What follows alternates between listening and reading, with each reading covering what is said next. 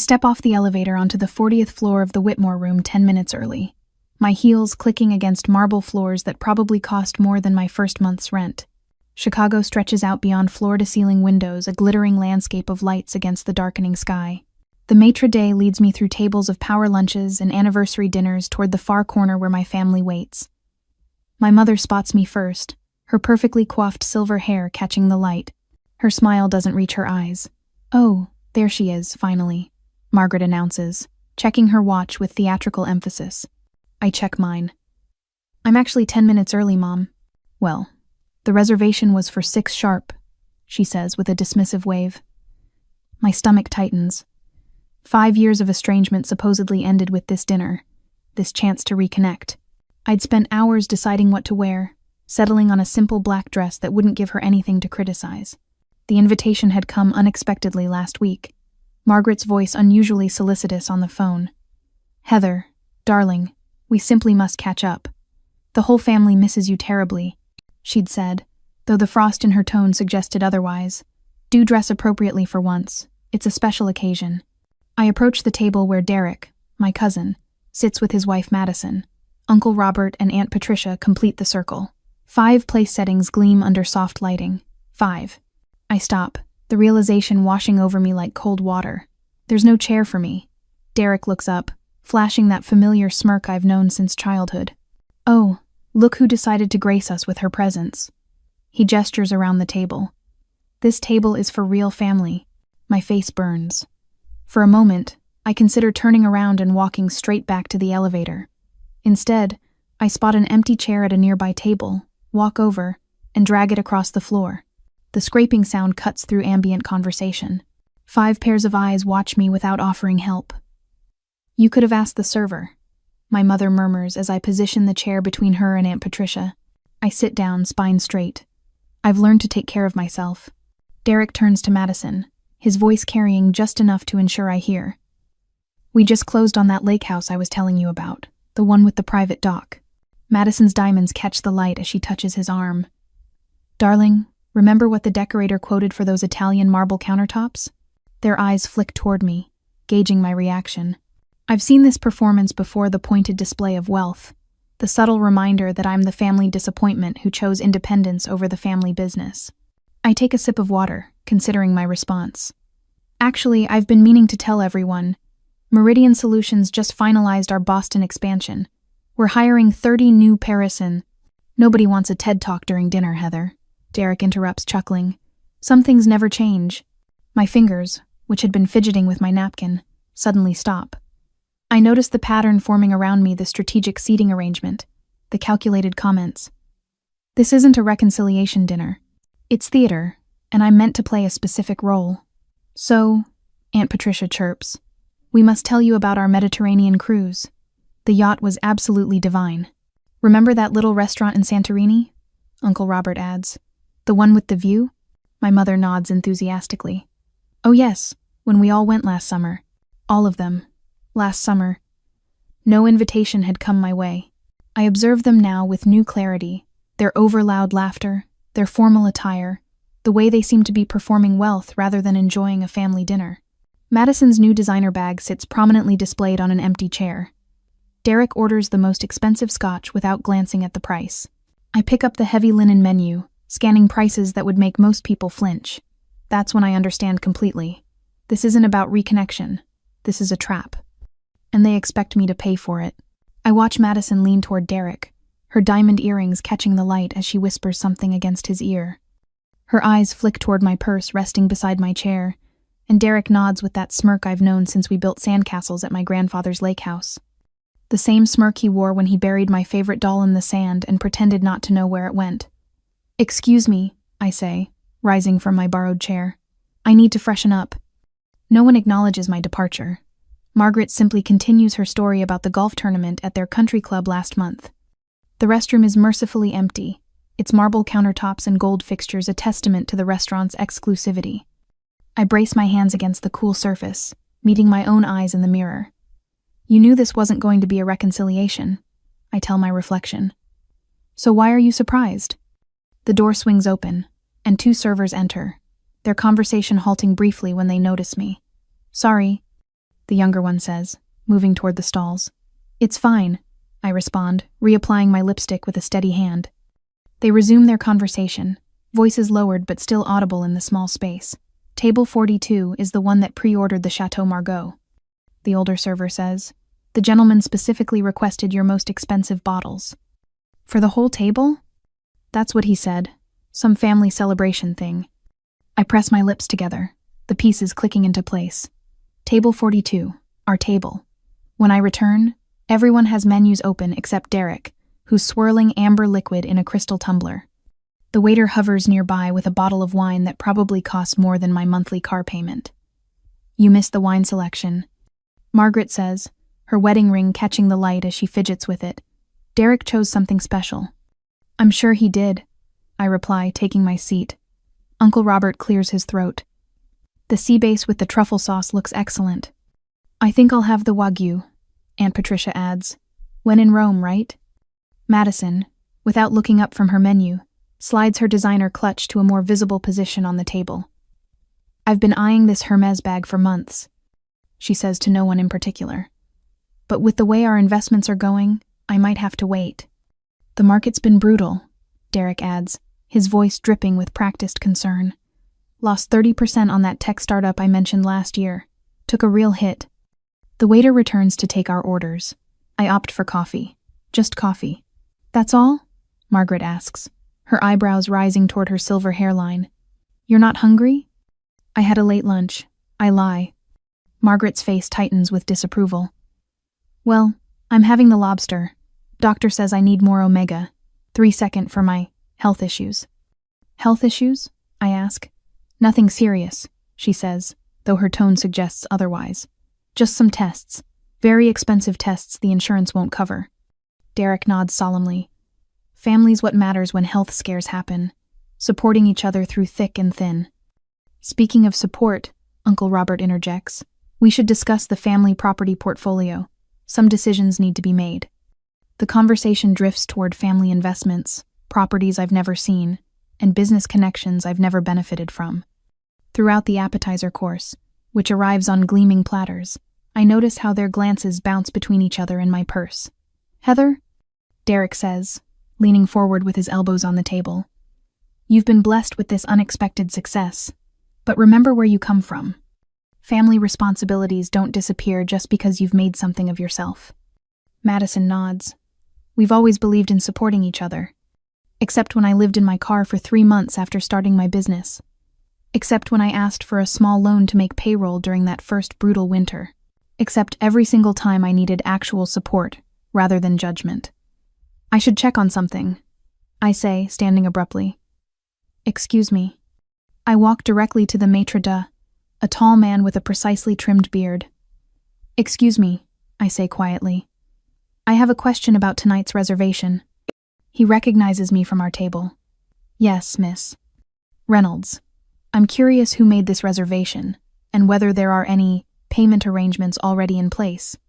His professional mask slips for just a fraction of a second. Mr. Whitfield made the reservation, madam. He indicated that the final bill should be presented to. He pauses, checking his tablet. To you. I see. The confirmation lands like a stone in my stomach, though I'd already guessed the truth. And did Mr. Whitfield happen to mention the anticipated total? The maitre d' hesitates. I believe the pre-selected wine alone is nearly $800 per bottle, Miss Reynolds. I nod, keeping my face neutral, though my heart pounds against my ribs. Thank you for the information. As I walk back toward the table, watching Derek laugh too loudly at something Uncle Robert has said, the lobster shells piling up on Margaret's plate, I face a decision point.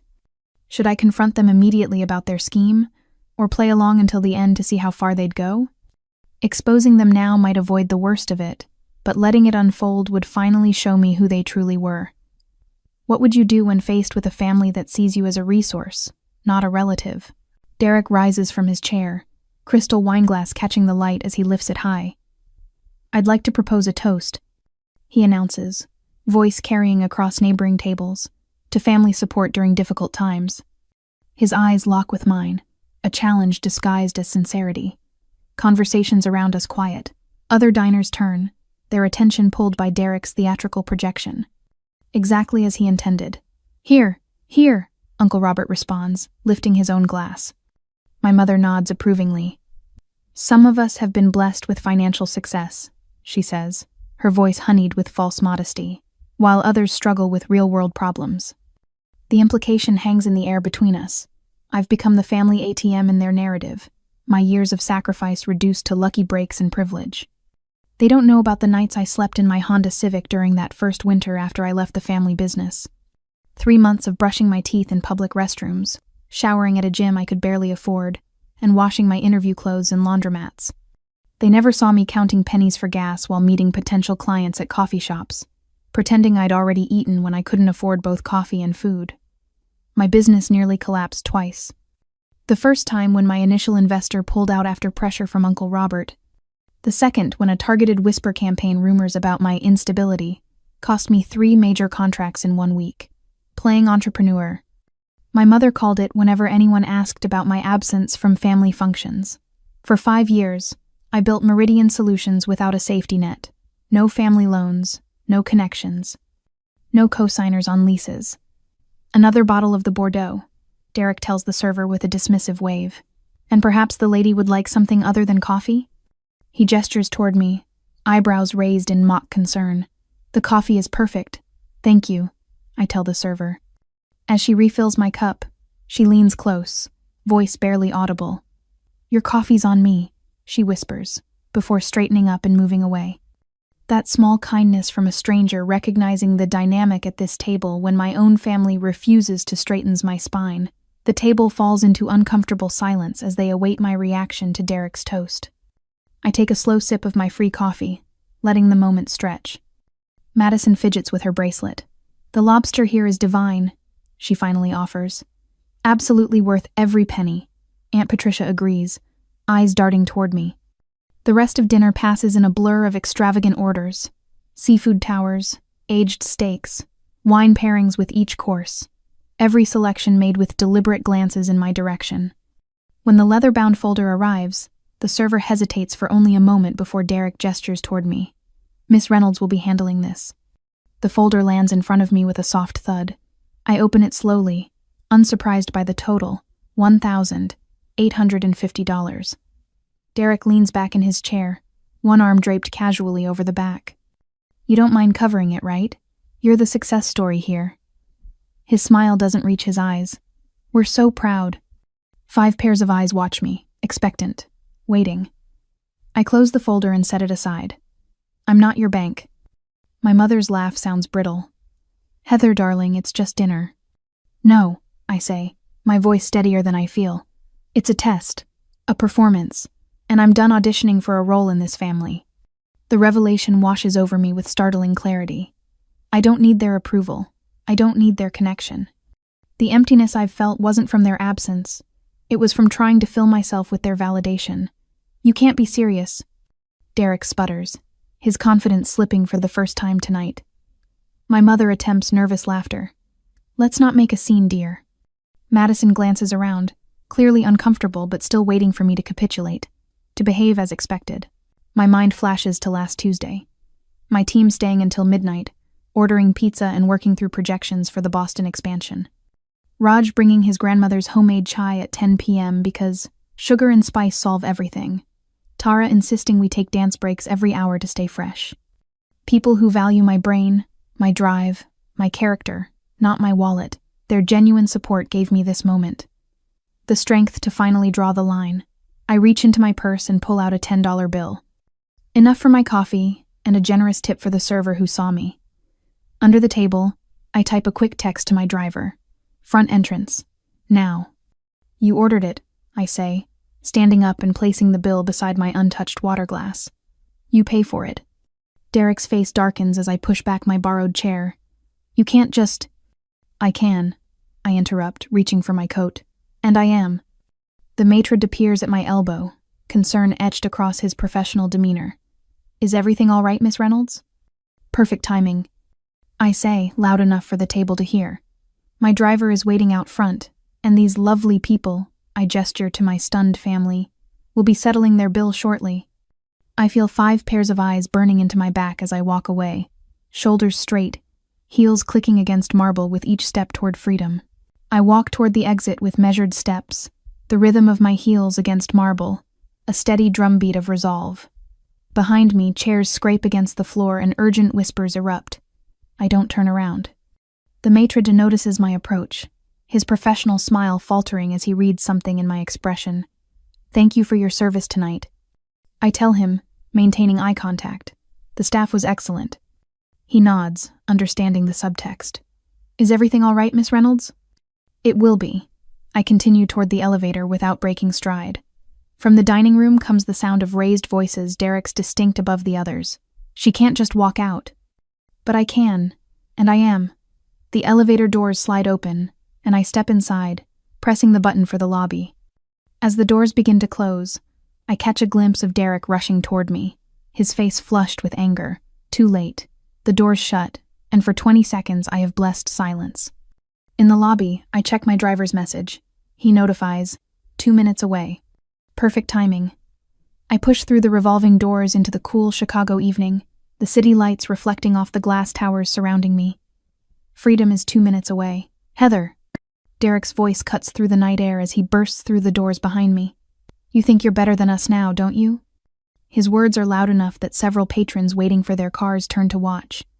A couple pauses their conversation, the woman's eyebrows rising as she takes in Derek's aggressive stance. "Keep your voice down," I say quietly. "Or what?" He snarls, stepping closer. "You'll run away again? That's what you're good at, isn't it? Running from family responsibilities." A valet attendant glances our way, then speaks quietly into his radio. Derek doesn't notice, too focused on his performance. "All these years building your precious company while Mom struggled with medical bills. While I lost everything in that investment, you never once offered to help." The couple is openly staring now. The woman whispers something to her companion, who nods with disapproval directed at Derek. As Derek's words hang in the night air, I consider my options. Should I explain how hard I'd worked while they dismissed me? Or was it finally time to walk away without justifying myself? What would you do? Defend your success or let your actions speak for themselves? Before I can decide, my car pulls up to the curb, black, understated, professional. My driver, Thomas, steps out and opens the rear door without a word. The timing couldn't be more perfect. Derek blinks, momentarily thrown off his script. He expected me stranded, vulnerable to his pressure. Instead, I have an escape route. "Miss Reynolds." A deep voice joins our standoff. The restaurant's security officer approaches, his posture relaxed but purposeful. "Is this gentleman bothering you?" Derek sputters. "This is a family matter." "Yes, he is," I answer calmly. The security officer positions himself between us. "Sir, I'll have to ask you to step back." "Do you know who I am?" Derek demands, his carefully cultivated image cracking under pressure. "Someone causing a disturbance outside our establishment," the officer replies evenly. Thomas stands by the open car door, waiting. The systems I've built through respect, not manipulation, form a shield around me now. Derek's power play dissolves before my eyes. "Heather, wait!" Madison's voice carries across the driveway as she hurries toward us, her designer heels clicking frantically against the pavement. "You can't leave like this. Your mother's medical bills, she didn't want to tell you how serious it island." The desperation in her voice might have worked once. Now it sounds rehearsed, hollow. "Margaret needs those treatments," Madison continues, lowering her voice to seem confidential, though it's clear she wants the bystanders to hear. She's too proud to ask directly. As if summoned, my mother appears at the restaurant entrance. Unlike Derek and Madison, who charged after me, Margaret moves slowly, her eyes fixed on the ground. She doesn't approach, doesn't join their performance. Instead, she hovers at the periphery, her complicity in their scheme evident in her refusal to meet my gaze. The trio's coordinated manipulation becomes transparent under pressure. Madison playing the concerned in-law, Derek, the aggressive enforcer, Margaret, the silent victim. Thomas clears his throat softly, a gentle reminder that I have a choice: stay and engage or leave on my terms. I take a step toward the car, feeling lighter with each inch of distance I put between myself and their schemes. Margaret steps forward, her shoulders hunched in a way I've never seen before. Her hands tremble as she reaches toward me, stopping just short of making contact. "Heather, please," her voice cracks. Family should support each other through hard times. Your father would have wanted— Don't. The word cuts between us like glass. Don't use Dad to manipulate me. Madison fidgets with her wedding ring, twisting it around her finger so frantically I wonder if she might wear the skin raw. Her eyes dart between Derek and me, then to the small audience of restaurant patrons who've paused their evening to watch our drama unfold in the parking lot. Derek's face hardens. He steps closer, towering over me the way he did when we were children, and he'd stolen my homework or hidden my shoes. "You'll regret this," he hisses. "When your little business inevitably fails, when you need real connections we have, you'll remember this moment. Family remembers who abandons them." I study them all with new clarity. The desperation in their eyes isn't just about tonight's dinner bill. It's deeper. They're watching their safety net disappear. I reach into my purse and pull out my business card. The one with the embossed logo I spent hours designing myself 3 years ago when I couldn't afford a graphic designer. I flip it over and write something on the back with the pen the server lent me earlier. "Here." I hand it to my mother, maintaining eye contact while she takes it. She glances down, reading my handwritten note. Her lips part slightly, but no words come. The card contains my private number, not the one listed on the company website. Below it, I've written, "When you're ready to talk, just you. No setups." Margaret's hand closes around the card, knuckles white. "I built something from nothing," I tell her, my voice even. "While you were all taking Mediterranean cruises and buying lake houses, I was working 18-hour days. I lived in my car for 3 months. Not once did any of you offer help." My heart pounds steady and strong in my chest, but my hands don't shake anymore. The revelation surprises me. I'm not afraid of their judgment. Not anymore. Call me when you want a relationship, not a bank account. Derek scoffs, his confidence returning when he senses his mother's hesitation. "Look at you, so high and mighty. Did you forget who paid for your college? Who bought you your first car?" I turn to him, meeting his gaze directly for perhaps the first time in my adult life. "I'm not family anymore? Good. That means I'm free." The words hang in the air between us. Derek's mouth opens, then closes. For once, he has no retort. Madison's practiced smile falters. She touches Derek's arm, but he shrugs her off, his face flushing red beneath the parking lot lights. "You ungrateful little—" "Sir." The security guard from the restaurant steps forward. "Is there a problem here?" I don't wait for Derek's response.